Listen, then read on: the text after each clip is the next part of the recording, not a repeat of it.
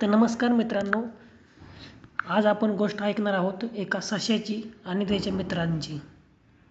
तर मित्रांनो, तुम्ही जर आपल्या चॅनलवरती नवीन असाल तर आपल्या चॅनलला सबस्क्राईब करा आणि तिथे असेल ती बेल आयकॉनची घंटा दाबा, म्हणजे येणाऱ्या नवनवीन गोष्टी तुमच्यापर्यंत येऊन जातील. एक जंगल होते. गाय, घोडा, गाढव आणि बकरी तेथे चरायला येत असत.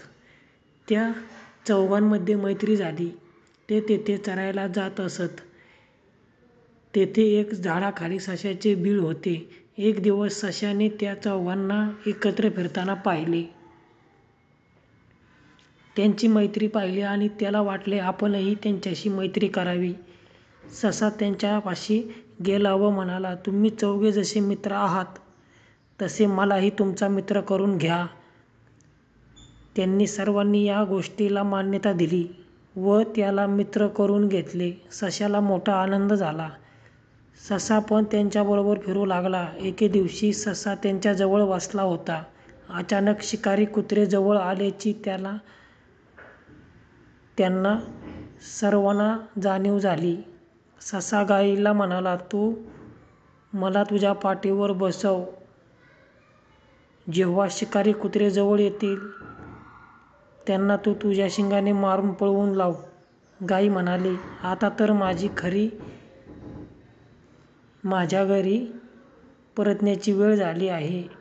तेव्हा ससा घोड्याकडे गेला आणि म्हणाला, तू मला तुझ्या पाठीवर बसव आणि माझा जीव वाचव. घोडा म्हणाला, मित्रा, मी तुला पाठीवर घेतले असते, पण मला खाली बसताच येत नाही. मी तुला कसे पाठीवर घेऊ? तेव्हा ससा गाढवाला म्हणाला, मित्रा, तू तरी मला मदत कर. गाढव म्हणाले, मी तर आत्ता घरी चाललोय, तू बघ. मग शेवटी ससा बकरीकडे गेला व म्हणाला, बकरीताई, तू तुझ्या पाठीवर मला घेतेस काय? बकरी म्हणाली, अरे सश्या, मीच शिकारी कुत्र्यांना घाबरते आणि तुला वाचवण्याच्या नादात त्यांनी मलाच फाडून खातील. तेव्हा तू तुझे बघ. एवढ्यात कुत्रे तेथे पोचले.